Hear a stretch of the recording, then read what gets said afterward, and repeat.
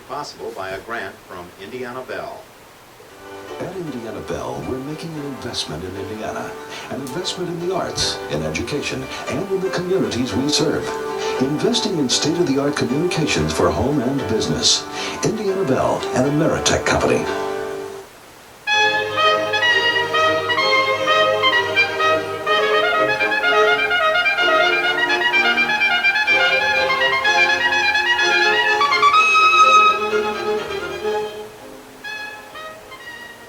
Hospitals now are paying for society's neglect to take care of their own, that is the people. When people don't feel good, they're not making the best decisions.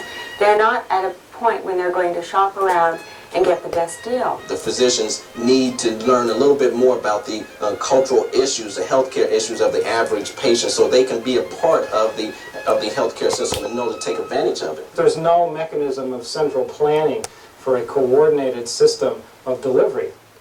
Hello, I'm Tom Erhlich. Welcome to Pro and Con. This is a series of programs about controversial issues, a courtroom of ideas. We'll be discussing questions important to how we live, the decisions we make, the challenges we face.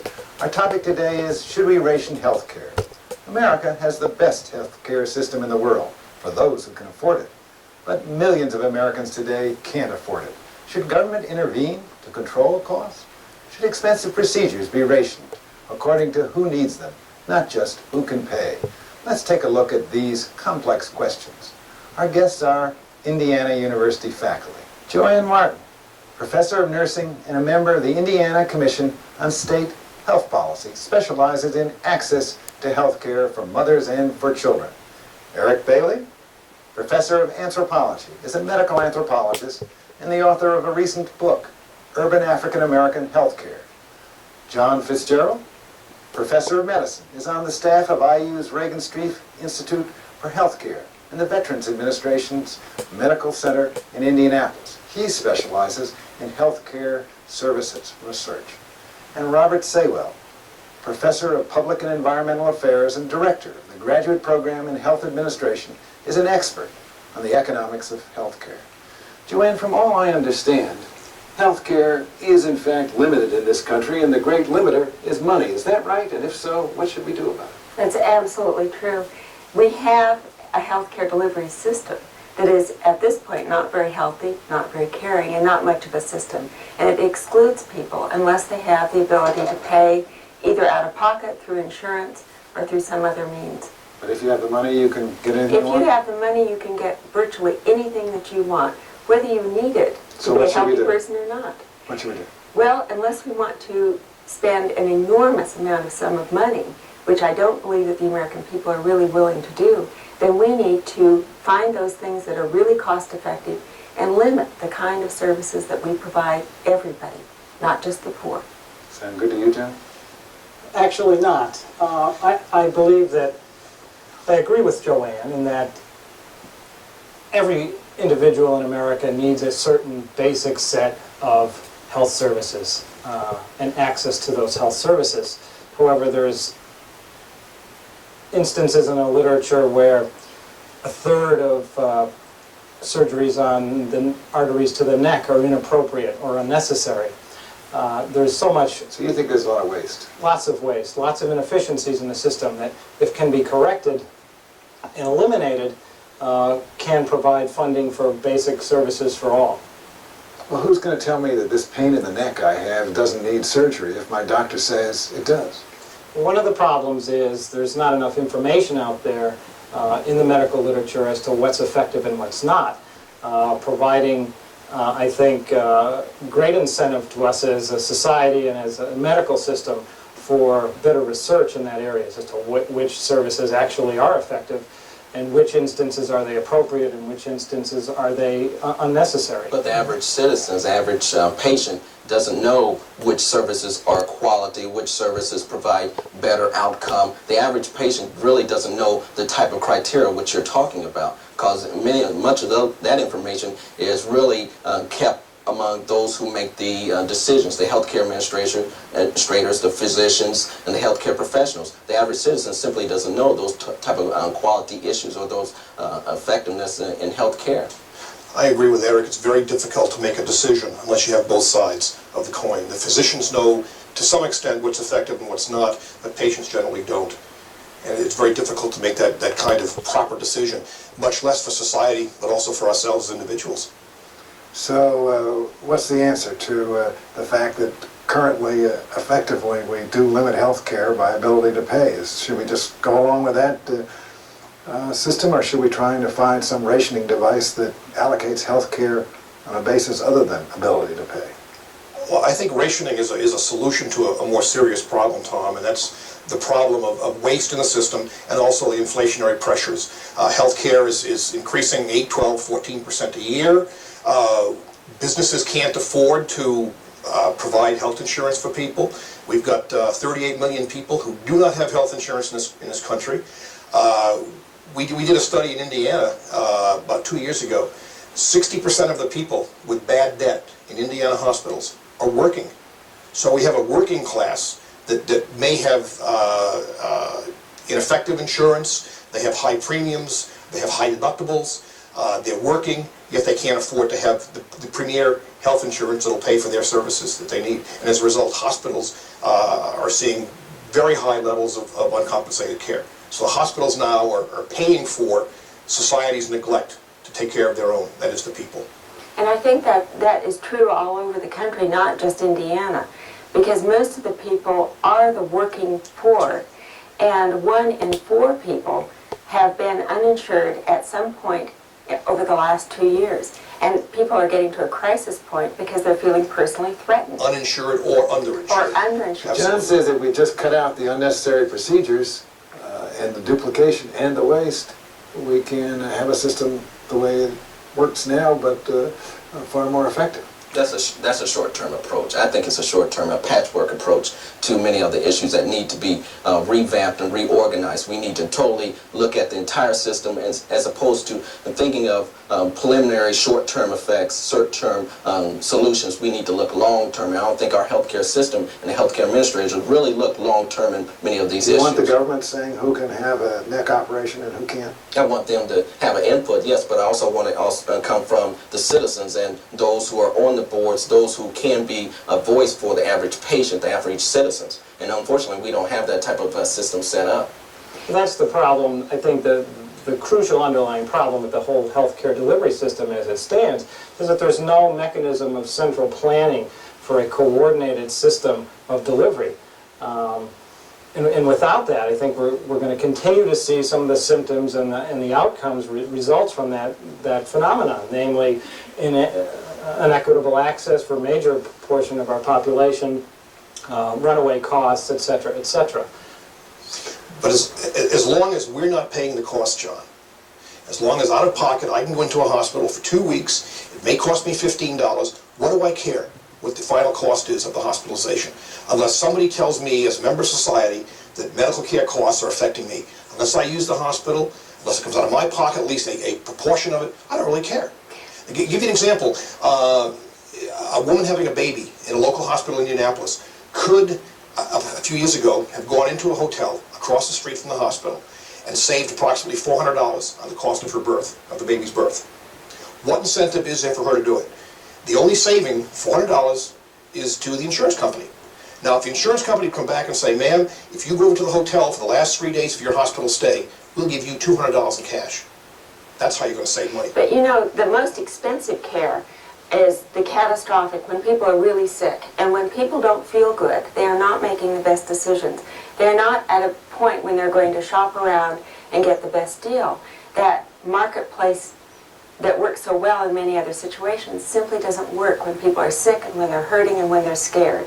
They will do what their doctor tells them to do, and they are not going to be in a position to bargain shop for the kind of care that's going to put an extra $200 in their pocket. They want to live and they want to feel good. But Joanne, the majority of care for those over 65, the majority of the cost of care are for routine services, not for the catastrophic hospitalization. We tend to forget that. But most people are not going in for the routine care. Most people are going in for the catastrophic cases. They're not being taught preventative strategies. I'm not talking prevention. I'm talking about drug maintenance, I'm talking about routine physical exams for those over 65 years of age, treatments of colds, et cetera, et cetera. I'm not talking about the hospitalization for the elderly. I'm talking about the routine medical care costs.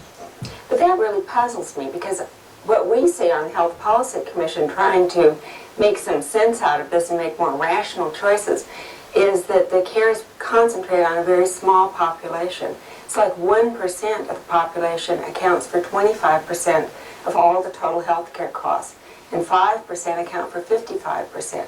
So some people are very, very sick, and about half of our population is not using much of the health care delivery system at all. The problem, it seems to me, is what you had mentioned earlier, Eric, that people don't know to make those decisions for themselves. There's a very specialized piece of knowledge that's held by very few highly educated people. And the other is that this is like a lottery that nobody really chooses to play. You don't know whether you're going to end up in that group of 1 or 5% or in the relatively healthy percent. And it's not all up to you whether you're going to be healthy or whether you're going to be sick. But we tend to look at those over 65, look at their expenditures as being what Medicare pays for, which is the insurance program for people over 65 years of age. We don't look at what Medicare doesn't pay for instance, drugs, for instance, nursing home expenditures.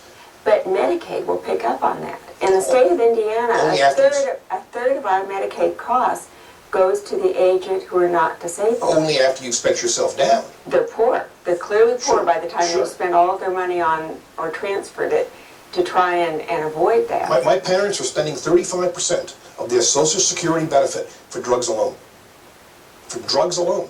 Well, $3,800. and they may not be in Indiana, but in Indiana we rank #1 out of every state in the country in terms of the per capita spending on pharmaceuticals, on drugs, medications, prescription medication. What's your answer to that? If we should have some kinds of controls, where should the controls come from?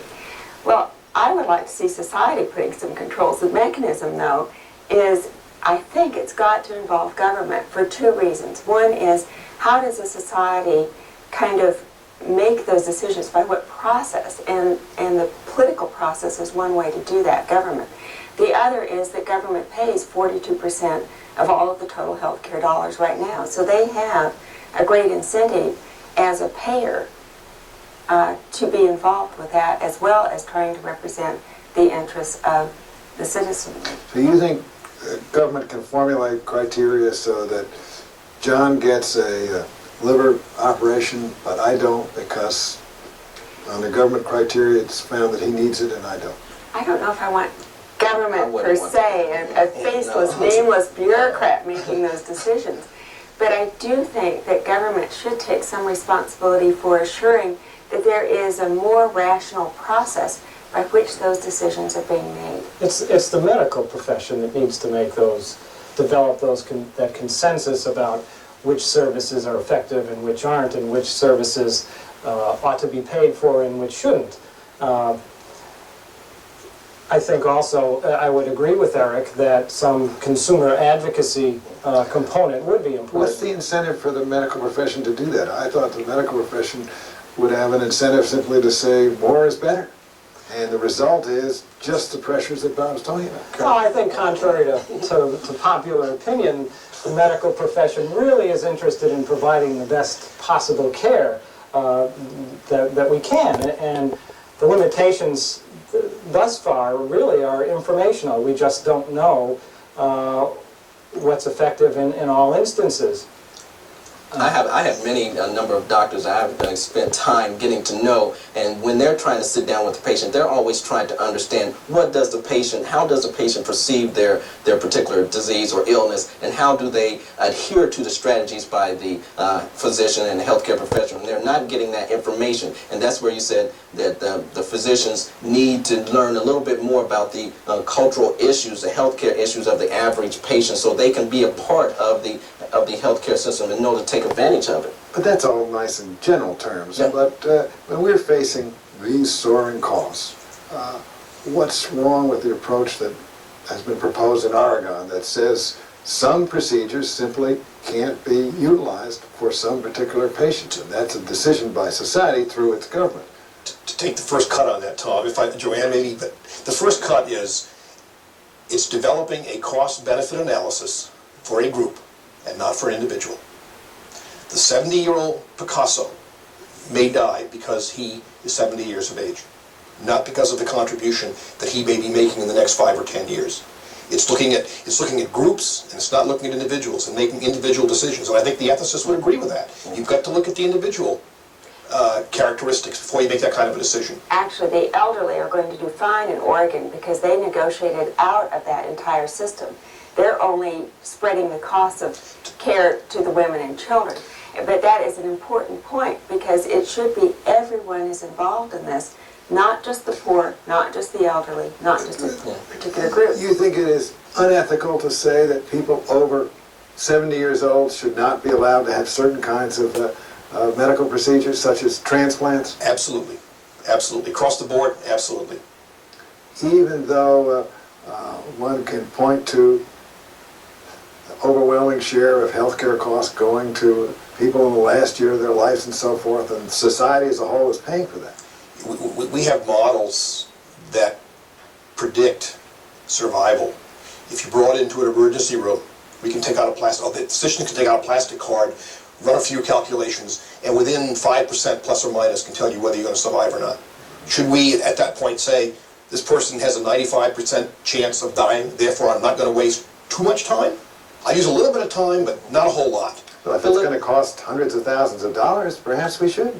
But look at the quality of care. What type of quality of care does the individual have at a certain age, and just increasing longevity for months or years and things of that nature, where we can appropriate those monies for those who need prenatal health care services, those who really need to get into the system. These individuals have been in the system, and you need to assess whether they really appreciate the quality of care of what they will receive at that point in time. But you don't ration it on age alone. You have to consider the clinical characteristics of the patient. There are many 90 or 95-year-olds that I would provide any service available nearly. And there are 60-year-olds that we can accurately predict have a survival of less than 2 or 3 months. But if someone has only, in Bob's term, a 5% chance of survival, is it worth society spending hundreds of thousands of dollars to keep that person alive?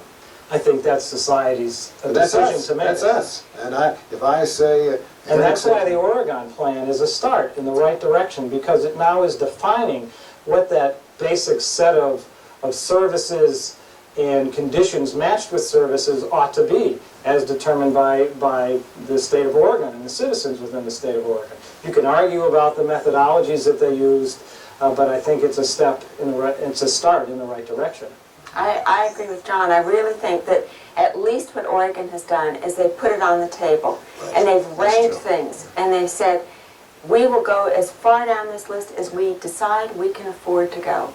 And if we want to do everything on the list, then Oregonians are going to have to ante up the money in order to pay for that. If they're not willing to do it, then we move back up the list. And Or we're going to flee Oregon and go to California. But it's not rigid. worse in California. Or Washington. I mean, my point is a little like that. Like in Canada. Well, I think what you're saying, though, is maybe we can't do this in a state-by-state-by-state basis. You know, Hawaii is a unique state because it's sitting in the middle of an ocean. It's not so easy to flee back and forth. But we need to do it on a national level. But that's the way it's developing, state by state by state. I And know. unfortunately, we're going to get into more confusion and fragmentation if each state develop their own plan and we don't step in as a government to appropriate some type of national And we will move to, as we get older, we'll move to the richest states that can afford to have lower on down the list. Another interesting point, I think, is the fallacy of efficacy. Because it's being used, it's good, and it should be inexpensive. How do we handle that as a society? Because there is a new technology, and it's been perfected, and FDA's approved it, why isn't it inexpensive, and why can't I have it? Is there any area of healthcare where the system is working well, or is it all a mess? In any of organ transplants or elsewhere, can you say it actually works effectively? No, look at some of the advances that have been made in organ transplants, in prosthetic replacement of joints, some of the sophisticated neurosurgical procedures that have evolved over the years. Now, are they all allocated on the basis of ability to pay, or are there some limits? Organ transplants are allocated really where your name is on the list. There's a definite shortage of organs to be transplanted in and potential recipients, and those are not rationed on the basis of your financial resources, but rather how long you've been waiting. Well, now, a friend of mine just had a liver transplant. He was a wonderful person and relatively young. And it was not his fault that he needed a liver transplant because it was some genetic disease, not alcoholism. Not his something fault, like that. meaning if he were a heavy drinker, he shouldn't be transplanted? He got priority over the heavy drinkers, partly because his condition deteriorated, but they moved him right up to the top of the list and said straight out, this was, I believe, UC San Francisco, said straight out, it's because you did not do anything to contribute to the cause of your liver disease. So that's the criteria that you're... That was one criteria, and part of it was that they believed that because he led a generally healthful life, he would take care of himself afterwards, because they're now doing repeat liver transplants 3 and 4 times on people who then go and abuse their new liver that they just received. Could that same approach be applied generally to healthcare issues other than transplants, John, or would that be I don't think it needs to be. Again, I think there's enough unnecessary services provided. There's enough inappropriate use of drugs and procedures that we don't need to. We won't have to reach that point. But don't we need a national system to control that? No question, and it has to be a national plan to determine what services are appropriate in which instances. That's one of the failings of the Oregon plan. It doesn't go far enough. It's not clinically rich enough to determine within each service condition match which patients are likely to benefit and which patients aren't. And those kinds of clinical guidelines are needed. If we're improving our health status through increased medical intervention, and there are enough doubts about that now, but if we are, and if our GNP has to go from 13% to 17% or even 20% going to health care, so what? As long as we're living longer and having a higher quality life. Unless by doing that our education systems are deteriorating, our roads are falling apart, our defense systems are crumbling. But the Lee Iacocca's of the world are not going to agree with you, because it's corporate America that is paying a large proportion of the healthcare costs.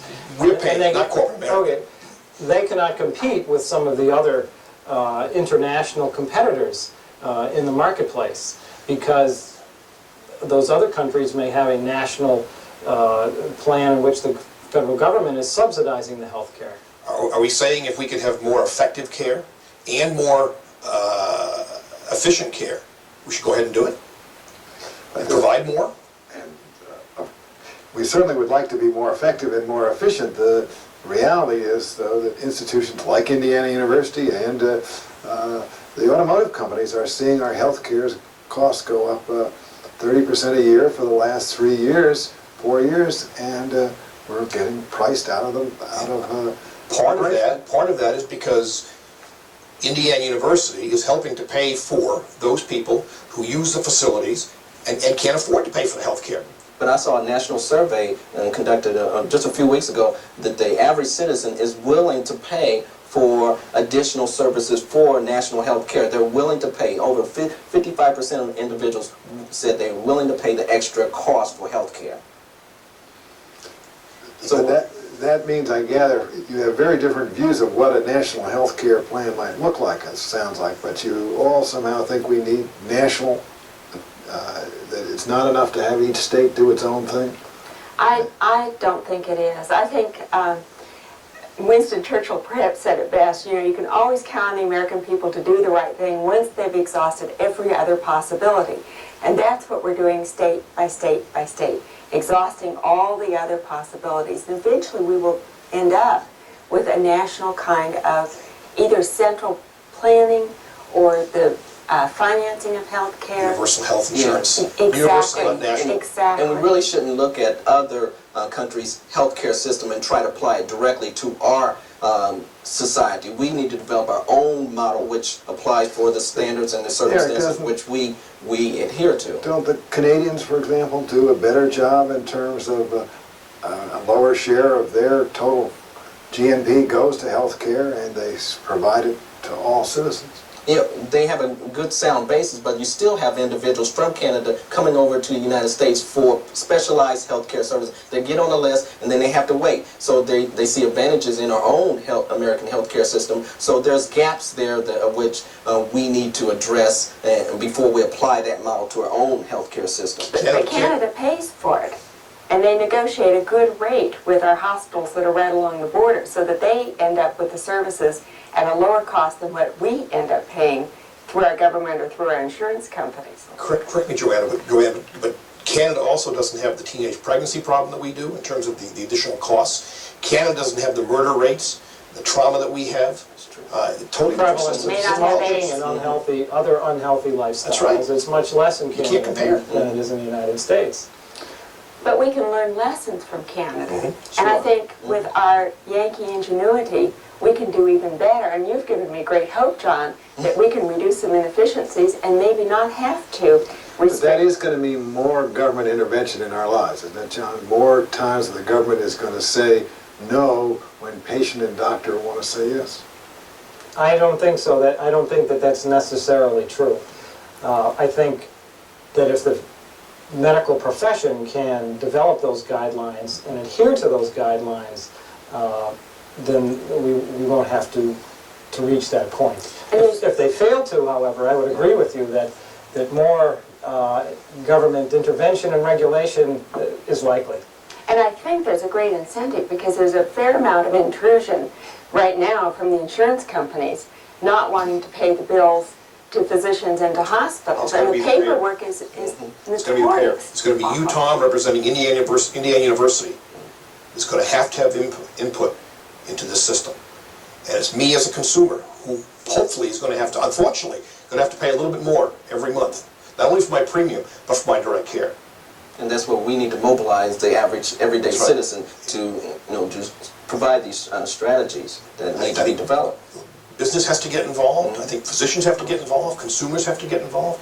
It's a problem of awareness and knowledge. We just don't know enough about the system. Well, colleagues, these are complicated issues, and I do think our discussion has shed light on many aspects of those issues. That's what a university is all about. Not to take a stand on a single approach, but to talk things through, to sharpen our insights and our understanding. This half hour has been just a moment in the ongoing discussion of major issues. It reflects the exchange of ideas, pro and con, that's important in all our lives. On behalf of Indiana University, thanks for being with us.